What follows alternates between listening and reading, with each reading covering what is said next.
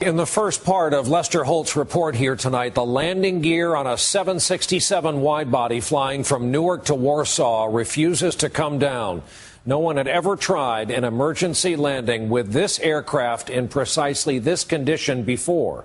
Some of the passengers realized just how dire the situation is, including an American named Greg Cohen, who sends a final goodbye to his wife and children on his cell phone. Here now, Lester Holt resumes his report.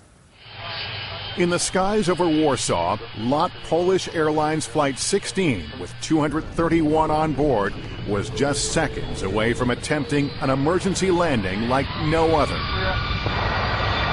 Across Poland, millions of viewers were watching the drama unfold on live television. And as the plane descended over the city, residents ran out to take photos. Captain Tad Vrona had spent the last hour and 20 minutes trying to lower the wide-body 767's landing gear, all of its wheels and its braking system, but to no avail. And he had no choice but to belly flop the plane with its engines acting like the runners of a sled onto a concrete runway.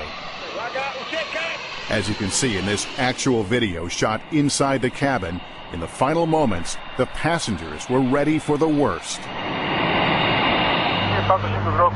Air traffic controllers wished the captain good luck. And in the last few seconds, he turned to his co-pilot, just in case. I said to my first officer, I'm happy that we are together. And I said, thank you. And we shake hands. I thank you. Like the other passengers, Greg Cohen had his head between his legs. What were the final instructions before the landing? They had us get in ready position, and they were telling us to brace for impact. Praying to God that everything was going to be okay. And I'm just saying to myself, okay, get ready, get ready, get ready, bracing for impact. And then it happened. Flight 16 touched down at more than 140 miles an hour.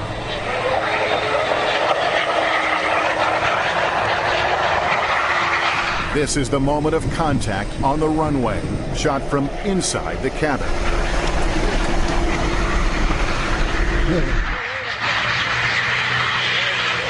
And then we touched down, and the impact never came.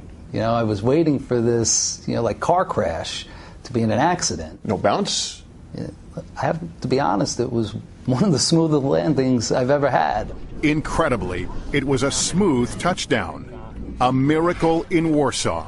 The plane came to a stop, and everybody roared with applause, but it didn't last more than 2 seconds.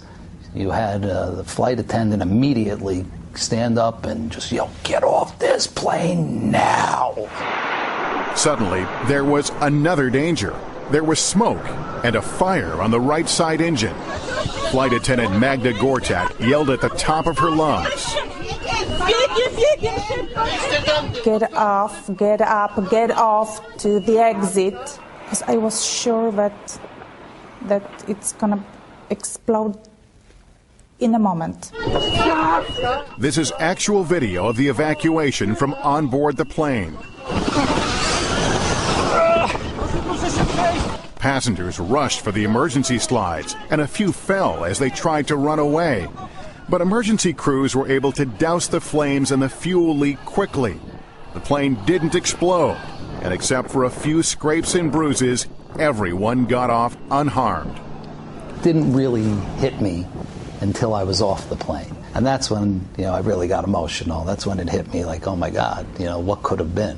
Greg called Michelle the moment he was clear of the plane. I was just so happy he was on the ground, and, I heard his voice crack, which, his voice never cracks.